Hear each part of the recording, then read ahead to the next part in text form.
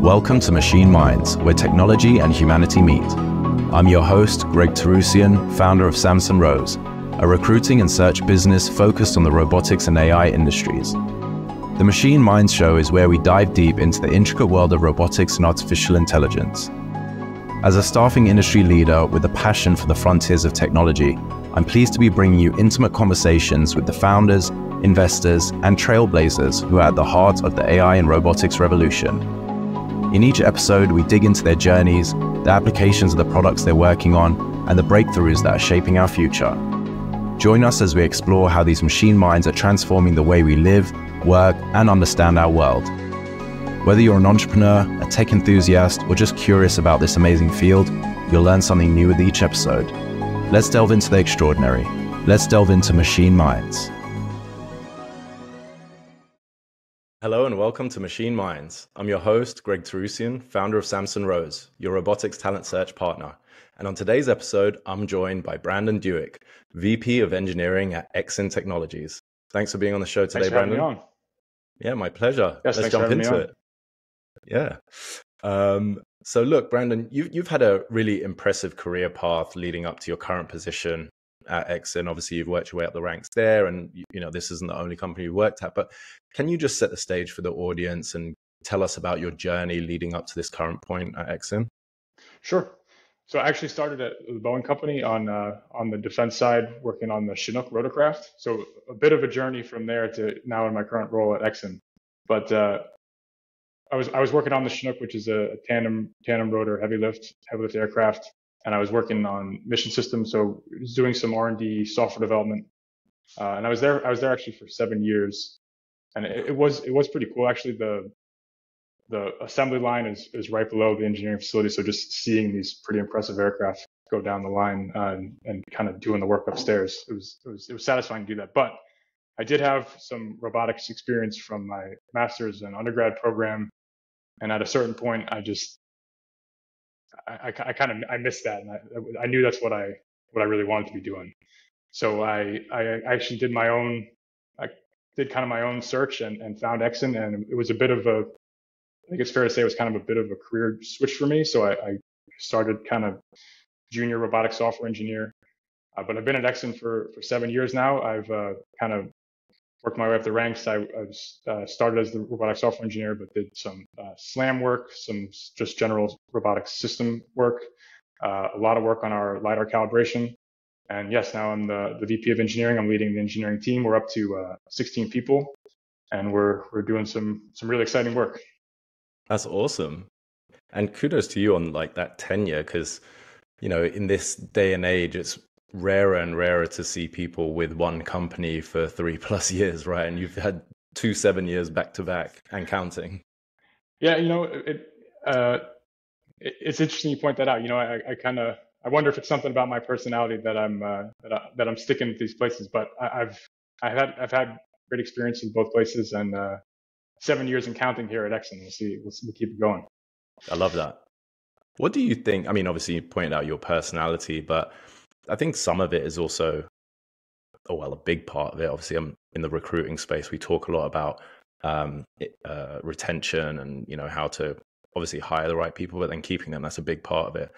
Do you think that part of that is how engaged you were proactively by the company, or was it just the type of work you were lucky to be aligned, something that was super aligned to you and what you were interested in? Yeah, it's tough to pin it down to just one thing. I mean, we definitely have a great team here. A lot of the folks who've been around for quite a while, so I have some pretty established relationships. And I mean, it's kind of easy and biased for me to say it, but we're working on some of the most exciting tech there is out there. And we'll obviously get into more of our technology and our products, but it's what I'm interested in, and we have some pretty compelling applications for our technology too. So there is a little bit of kind of gratification or satisfying to have our products be out there in the world and making a little bit of a difference. Sure. Yeah. And just before we jump into Exyn, when you joined the company, obviously 7 years ago, how big were they, and at what stage were they, and then to now, you mentioned 16 people in engineering and you're leading all of that. So I was I was in employee number, I think it was 10. Mhm. We're around 45 people now. So we've grown quite a bit. It was basically nearly all engineers when I started pretty early on. We've matured as an organization now and have a full suite of full team. Yeah. So yeah, it's number 10. Number 10. Nice. All right. So it's like evolved and become more mature as an organization. You've got the commercial side as well, it sounds like. And we have a real quality team now, which we're proud to say. We have sales and marketing. Yeah, back in the early days, it was roboticists and a couple two leadership folks, and that was the team. Nice. Okay, cool. Yeah, typical of a startup, but yeah, it's cool to see how it matures along the way. Yes. Well, let's shift gears and talk about Exyn. So obviously, company, I'm really keen to hear about like the founding story and the vision, but you guys are pioneering autonomous aerial robot systems. Do you know what inspired the founding of Exyn and like what technology vision was? Yeah, so Exyn was born out of the GRASP lab at UPenn. Our initial venture funder is specialized in taking kind of university research and figuring out how to commercialize that. So they approached Vijay Kumar, obviously a very famous name in the robotics space. Was the former head of the GRASP lab and now the dean of Penn Engineering, looking to start a company and to again find a way to commercialize some of the really cutting edge drone research that was happening and robotic research that was happening in that lab. I think it was in one of your previous episodes. I can't remember which person commented this, but we also fell into the trap a little bit of being a solution in search of a problem, which is not necessarily the best place to be as an entrepreneur. But it took a few years from that initial concept to really find our fit. We early on were exploring autonomous drone applications in warehouse space, a little bit for construction site kind of as built to BIM comparison, that sort of thing. But ultimately, we really found our traction in the mining space. So I guess it's probably a good chance to jump into it. And I'll start with that early days version of the product. So we have a LiDAR based SLAM system paired with our motion planning control autonomy, and really our first revenue generating product was when we figured out that hey, in mining they have you'll have these dirty, dangerous places underground. They're blasting to extract material, and they need for logistics reasons, for various reasons, they need to know what does this space look like now that we've extracted material, but they can't send anyone in there. It's this could be hours or days after a blast. There's risk of falling material. So what they used to do is they would have a laser scanner on a pole, and they would stand a safe distance back and extend it into the cavity and get a three-dimensional, a geometric model of the space. But we were able to figure out that we could take, again, some of this technology coming out of the GRASP lab and put this LiDAR scanner SLAM on a drone, send it in there, keep the surveyors a safe distance back from the cavity, and get them not only the same information, but more information than they had before. Because you can obviously imagine now that you're able to freely fly around in that space as opposed to just have a single viewpoint from a laser scanner on a pole, able to give the team a lot more insights. And again, I said some of the rewarding aspects of this is that now we're also keeping people safer because they don't have to be 10 feet away from the brow of somewhere we were just blasting. Yeah, that's huge. And yeah. I mean, I guess there's a lot of benefits to that when you talk about like these dull, dirty, and dangerous places, and putting in technology like this. It's obviously the safety element from a physical standpoint, but then you can be exposed to a lot of things that are bad for your health long term as well, right? Yep. I can tell you these surveyors love what they do, but it's definitely not the favorite part of their job to be down there this close to the action, so to speak. We talk with some of these companies about and I'll tell you more about where our product has evolved from that kind of that first successful concept. But the ultimate goal of having these robots kind of stationed down in the mine and not even having to send a surveyor down there to just like to activate the scanning mission. But yeah, so let me tell you about where we've evolved to. So that was our first successful product, our first system. Since then, we've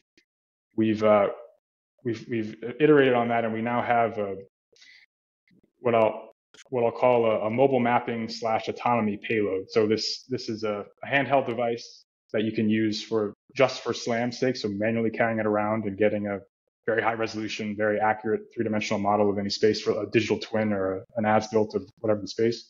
But really our selling point then is you can also take this same device and mount it on a drone. So whereas our initial solution, this was a fully integrated product, we were paired with a DJI drone. Now we sell the payload, and it's just a standard interface that you can mount it on a DJI drone. We're about to launch compatibility with another drone, and the grand plan here is that this is any platform that can carry our payload and needs an autonomous capability. You'll be able to integrate this in. You'll have our full suite of mapping and localization, and also some of our motion planning control, our autonomy features as well.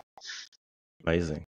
So I know that the product's not only going to be used then in mining, right? You're doing construction and more. Can you talk about more like the applications or usage, the industries that you have seen it used in, or that you potentially see coming up in the future? Yeah. So really what this comes down to is in any we refer to it. It's not our term. This concept of digital transformation. So in all these physical industries, mining is again where we started, but in construction, anything architecture, engineering, construction, these are even like civil infrastructure. These are things that humans we built, or things that we need to understand. We need to understand. Hey, what does this actually look like?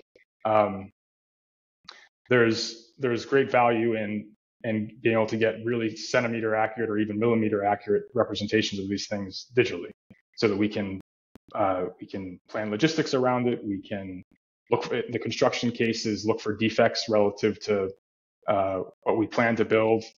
And these are the kind of things where you'll have quality inspectors kind of walking the floor of a construction site, looking for areas where there might have been mistakes made.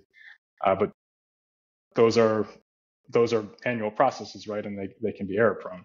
So using technology like ours to, let's say, on a nightly or weekly basis, resurvey the site, and imagine using technologies on top of ours to detect differences between our scanned model and the building model, can really save lots of time and money in the build process. Interesting. Yeah, super useful. So there's I guess it's unlimited, really, the type of industries that can utilize that. The autonomous robotics field is obviously very competitive, right? What do you, in your own words or your own perspective, because I'm sure you look at a lot of competitors or other tools, other solutions, what makes Exyn stand out from others in the space? I'm thinking of one thing that I left out, defining our original project, and this is the perfect segue. So thank you. So we actually, let me actually start with this. So we had a blog post, I think it was a year or two ago now, there where we released levels of autonomy similar to the SAE levels of autonomy for autonomous cars, but we released that for more of our type of product. So this is for the drone space, kind of unstructured autonomy. Mm-hmm. We released a scale similar to that one, and we're saying that we're at level 4 in this type of drone space now. And really the capability that we have that backs that up is we have an exploration capability. So if I go back to the mining use case just to motivate this, rather than the surveyor or the operator in this case having to kind of position waypoints to say, can you fly to this point? Can you fly to this point?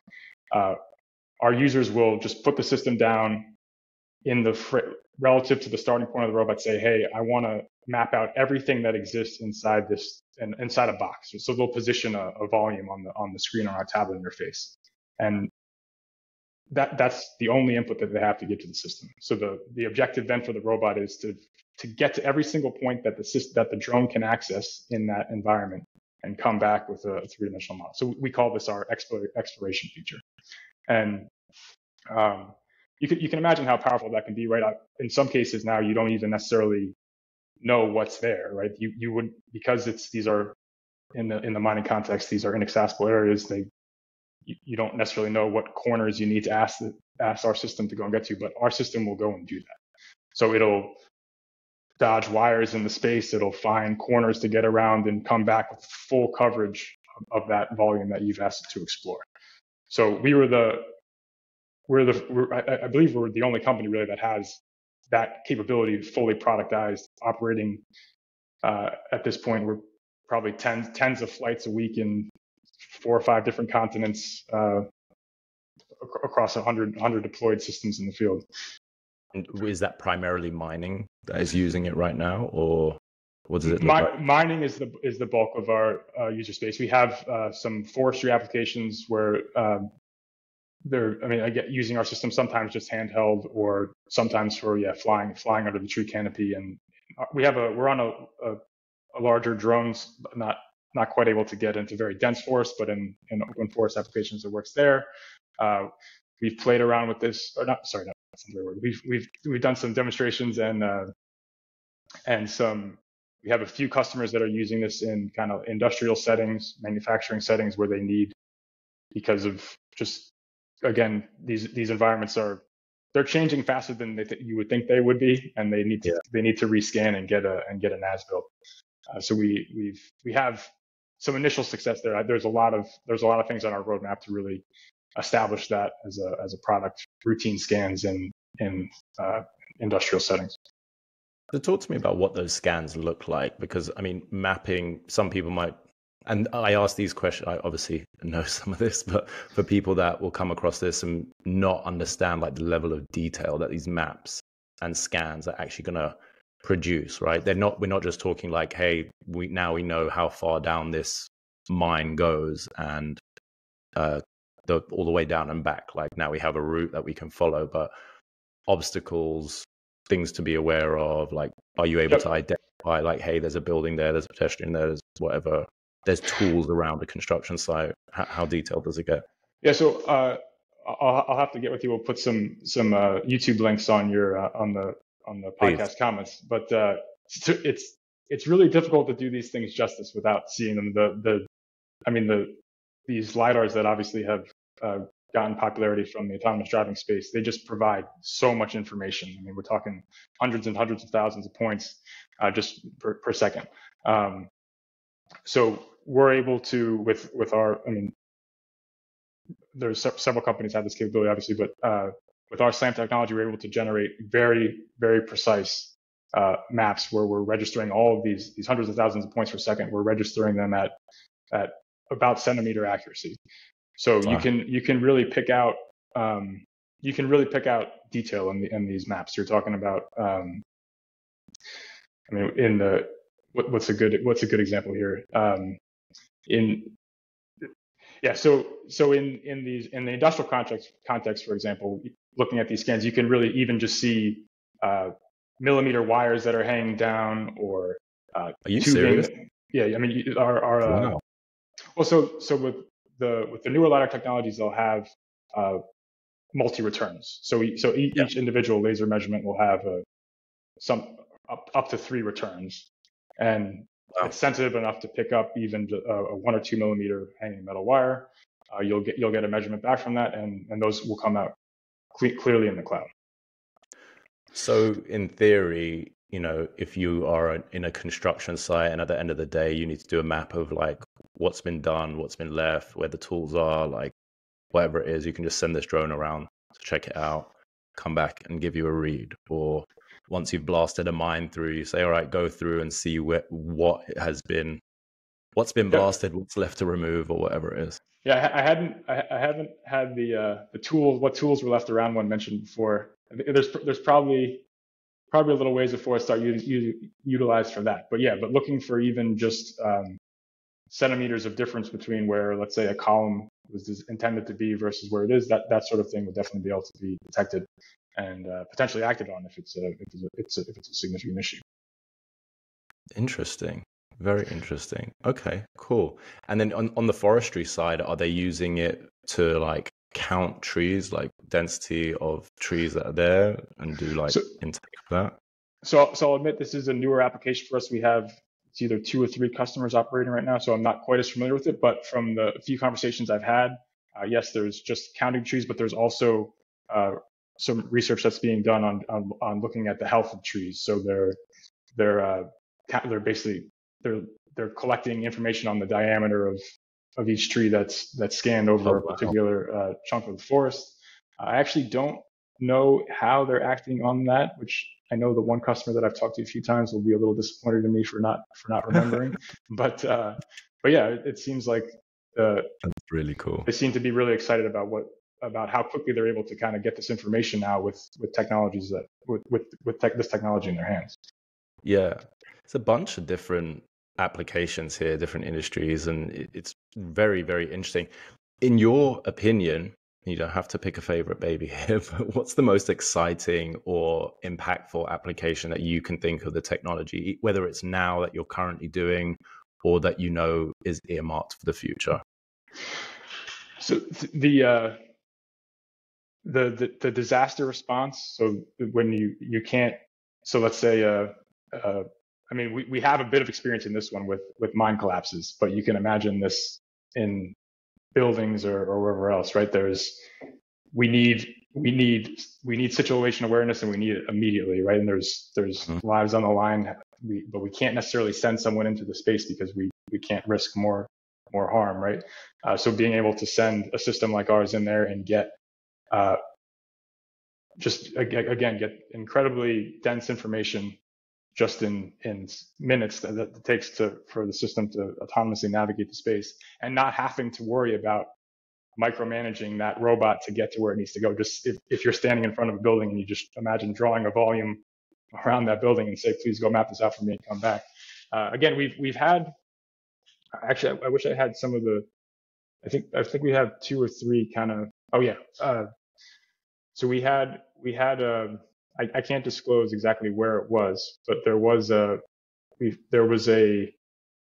particular mine collapse where our system had to start from about, I think it was around a 70-meter straight tunnel and then a 50-meter turn. And one of these, some of these cavities had kind of collapsed into themselves, and it formed a much larger opening. But again, this was an unmonitored situation, so the surveyors didn't know exactly what they were dealing with. And these same capabilities that I've been describing to you on this call, they put the system down, didn't necessarily know what to expect, just asked the robot to map out the area. We're able, I think it was a 5-minute flight. The system comes back, and actually, let me come back to that a little bit in a second. But 5-minute flight, the system comes back, and then they can take that information above ground and start to plan next steps. So something like that is really exciting. And just so I understand, so it will just go until it can't anymore. Like, hey, we've hit the end of the mine, or there's a blockage, and then turn around and come back. It's a shame that this isn't a visual medium. So we have another video that I'm thinking of that I'll link with you. But yeah, anyone listening to this, in the show notes, whether it's I think we can do it on all platforms, but definitely on YouTube, we'll put any of these links that you send us in there. So a relatively simple way to describe this is that we keep track of a boundary or a frontier between the places inside that volume that we've been to and that we haven't. And to oversimplify it, what our system will do is push all of the boundaries until they're outside of the volume. So it's kind of intelligently deciding where to go to be as efficient about exploring that space as possible. But once there are no more, there's no more unexplored volumes in the space, it'll consider the mission complete. And obviously, we have other conditions or thresholds for deciding when to potentially consider a mission complete and come back. But that's generally what it comes down to. And I hinted a while back that there's something I want to come back to. So yeah, early on, I was referring to the time back when we were almost an entirely engineering company, I have a decent amount of experience getting out there in the field and doing some of these scans. And it's the kind of thing, especially when you're doing a flight where you're not able to get in there after the robot, you kind of just push the button and then you're waiting for minutes. And at sometimes it'll go out of ear range. You can't hear the props anymore. And there was a quote I liked from a recent customer that said his exact words were, "It blows my mind every time the thing comes back," because they're just sitting there waiting for a few minutes and hey, is this really did something happen? Did a rock fall in a while it was in there, or and sure enough it comes back you see it come back out of the tunnel and come back in there. That's so cool. And it doesn't have to maintain any connectivity, right? It's not like it has to be connected to its base unit or anything like that, or... Yeah, exactly. So that was part of the initial kind of strategy or positioning of the company. So I talked about how we were exploring the warehouse space, and one thing with the warehouse space is it's easier to have infrastructure there, right? So you can help the robot localize if you have fiducials to provide absolute anchoring for the SLAM algorithm, or you might have other sorts of localization mechanisms that are not on the robot itself. What we saw as one of our differentiated capabilities was to be able to do all of this infrastructure free. So we started this is infrastructure free, no fiducials, no GPS, right? So fully GPS denied underground and no communication to a base station. So all of the processing is running on board, and now in our latest version of the product, all running on board that single payload that mounts to the system. So cool. Yeah. I've obviously got a little excited talking about the mining case, but you asked, your original question was, where do you really see this? So I mentioned the size of our platform for that disaster response system where you're really going to be able to get into a compromised building, let's say a collapse or a fire. We're going to need to kind of reduce the size of our system, but build on a lot of the existing the capabilities that we have to do so. So I think there's definitely room for additional engineering on our side to really be able to realize the benefits of that. But that's the dream goal at the end that I'm really excited about. Autonomous tech as a whole, whether it's cars, robots, whatever, it sometimes gets a bad rap. Critics anyway, obviously we're in the industry, we get the benefits and stuff like that, but I always like to ask these questions to see what companies think or how they address some of this stuff. So how, some people argue about like safety, reliability, especially in extreme conditions like you're talking about, disaster recovery and stuff like that. Do you ever get any of that or rebuttals or anything like that? And how do you address the concerns? So I will say,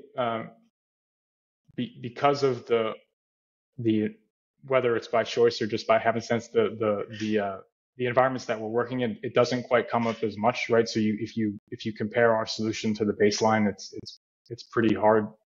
It's pretty hard to argue that we're making anyone less safe, right? The stated mission here is to get people out of dangerous situations. So I'll admit we haven't had to invest quite as much engineering, especially in the early versions of the product, on triple redundancy and failures. I mean, if a system has a failure and if it's inside the mine, it's the risk is much lower. So it hasn't come up for us quite as much. Now that we're trying to make inroads now that we are making inroads into the manufacturing space, into the construction space. Now we've been preparing for this, right? For years of development, we've been adding more safety measures. So it's definitely going to be a bigger topic of conversation. I'm sure. But I will say in my experience, at least with the customers that we're talking to,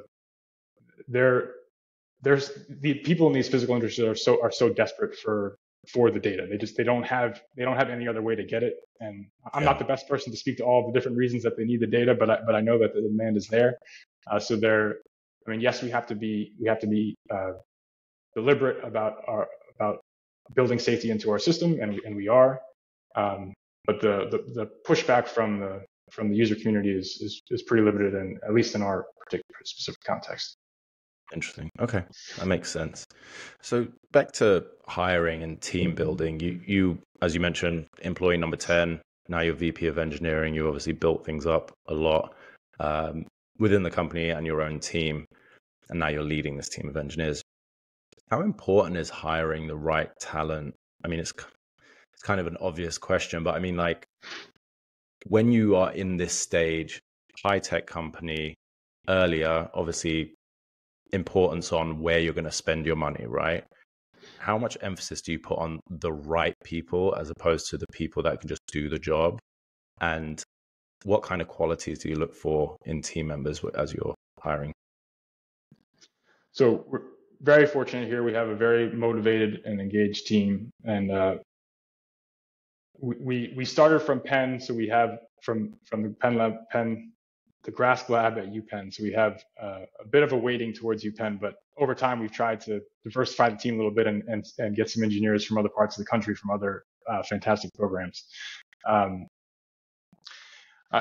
will admit here that I don't know if I've quite kind of figured out exactly what it is we were able to do right at various stages. It feels a little bit like luck, which I don't, maybe as I'm further removed for it, I'll figure out what the kind of the secret things were that helped us build the team that we have. But I'll say about myself that I even at Boeing, before I was really in robotics, like the thing that kind of I considered myself to just be someone that enjoyed a challenging problem to solve. And I think if I could identify a common thread from the team here, it's even if it's not what someone's working on, if they hear that someone else is kind of beating their head against the problem, sometimes you have to tell these people, hey, we can't afford to have you multitasking too much. Let this other person work through the problem. You don't have to put down what you're doing and help them out. But I think that quality though is a key quality, right? We have a great balance of people that are just interested in figuring things out and understanding why things work the way they do. So if it's if one of the sensors that we're trying to integrate is not doing exactly what we expect, then people are coming from across the office to try to get to the bottom of what's going on. I think that's so crucial. That's so especially at the stage of the company. What stage are you guys? Because I know you recently raised some capital, I believe, right? Yes, we are post Series B. Congrats. Thank you. Yeah. So, I mean, at that stage, I think until you like really scale size of team anyway, having people that are really, as cheesy as it sounds, but rolling up their sleeves, wearing multiple hats, etc., is crucial. You know, it helps with camaraderie. It helps with problem solving. It's also a personality trait that you can figure out a way of screening for with like scenario based questioning and things like that to make sure they're the right people. But if they're not, and you miss that in an interview process, you know quickly by the way of working if someone is a right fit, or if there's like a culture clash, or they're disruptive, or just not a team player, in essence. Sure. I think you need to think about it, because I wouldn't put it all on luck. Building a team of like 16 engineers, and at the stage you guys are at with all the similar mindset, and you're obviously doing really cool stuff. I'll need to spend a little more time with you to really to help us figure out the right things to. I'll pull it out of you, and we'll get you back on the show so you can share it with everyone. But yeah, it's very important, and I think that the diversity side of it's going to be key.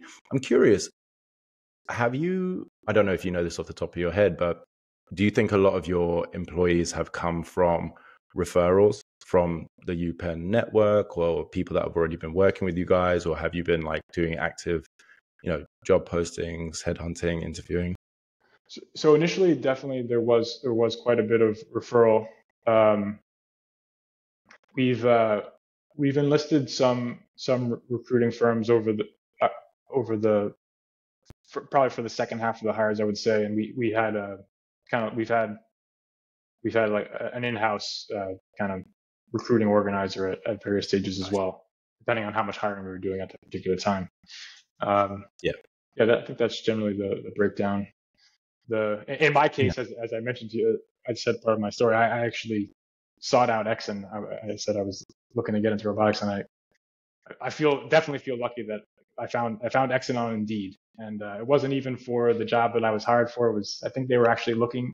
You know what? I never even thought about this. This is pretty funny, but they were looking for a VP of engineering, and I knew that at the time I definitely was not qualified for that role. But the tech looked so exciting, and I applied. That's a pretty funny realization. I hadn't occurred to me before.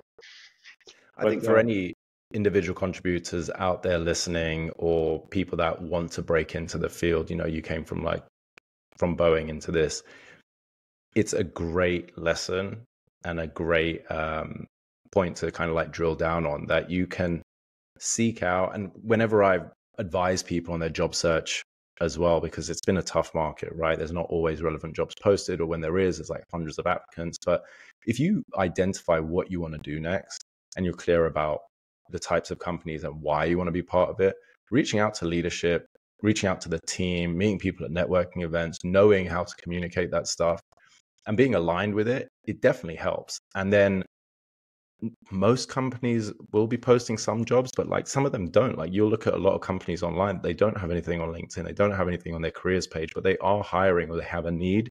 You're just not aware of it. So the more networking, the clearer you can be about the career path you want to be on, and being proactive with that, instead of just throwing out a bunch of resumes and hoping something clicks, it's going to help you a ton. And I guess you are testament to that. That's how this all panned out for you. Yes, thank you. So let's talk about the future of autonomous robotics. How do you see that going, and what advancements are you most excited about in the field right now?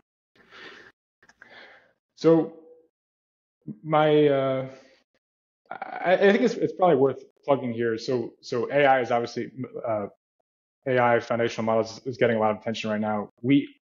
Our thesis is that there's still a lot that can be done with traditional algorithmic based robotics, probabilistic robotics. That's really the bread and butter of our system. So what we're paying attention to all those things and seeing how we can use them to augment our system. Our personal opinion as an organization is that people have moved on a little bit too quickly from some of the more traditional robotics practices. So with that kind of context, we think we're really well positioned to do this, and we're doing all the things in architecture. But the way autonomy is starting to get traction in autonomous driving, right? So I was in San Francisco a few weeks ago, and I was surprised by the number of Waymo vehicles I saw around.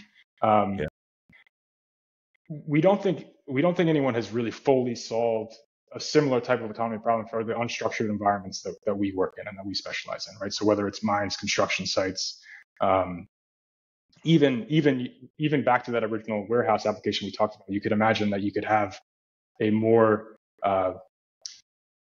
if you had an autonomous robotic solution that didn't require the infrastructure, you could imagine even faster growth in those types of environments, right?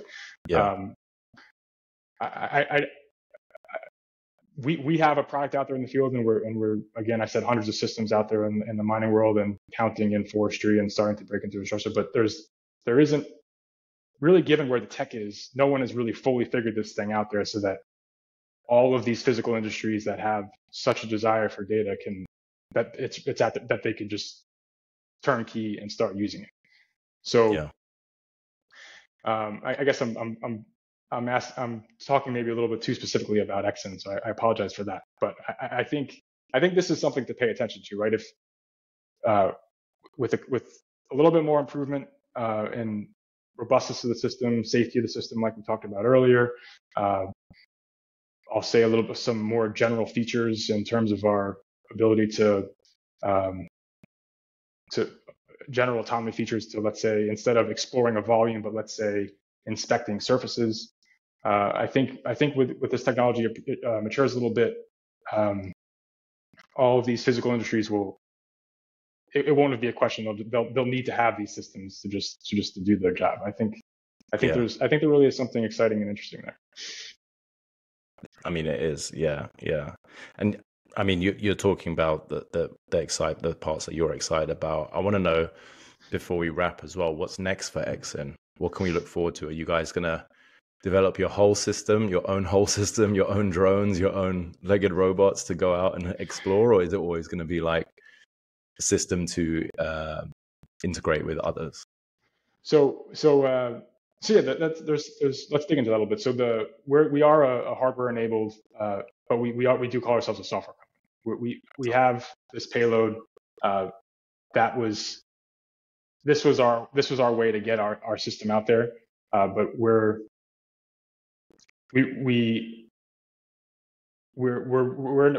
now in a position here where we have to have all these really impressive software components to make that system work, and we see opportunities to get that software into other people's systems.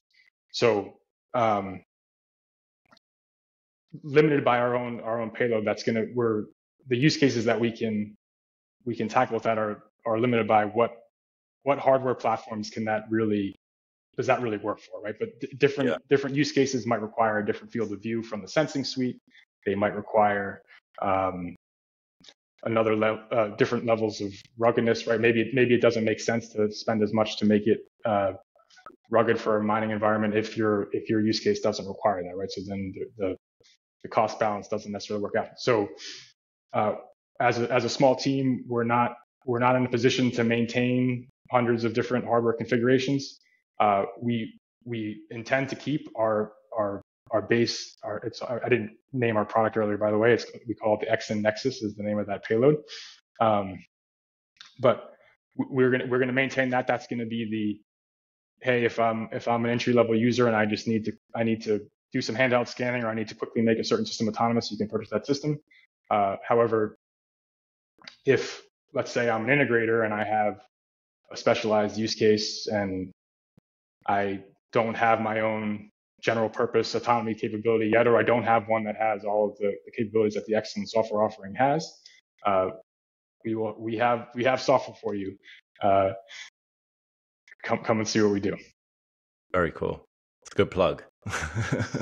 Good plug as well. And yeah, very relevant for this listener base. Well, look, Brandon, thank you so much for being on the show, for giving us all this insight into Exyn and your career path and all the gems that you've kind of picked up over your career as well. Really appreciate it. Where can our listeners connect with you and follow Exyn and find out more about the technology and what you guys are doing? So the Exyn website is exyn.com, exyn.com. And I am not a big social media person, so I will, it's probably pretty unusual, but I'm happy to give out my work email. It's my first initial and then my last name, so bduick@exyntechnologies.com, and you can reach me there. Amazing. Well, look, thank you again. I look forward to seeing everything you guys do. We might need to get you on again next year to talk about this hiring once we've uncovered all the stuff you've been doing. And I look forward to seeing all the developments. Thanks again. Appreciate your time. It was great talking with you. Pleasure.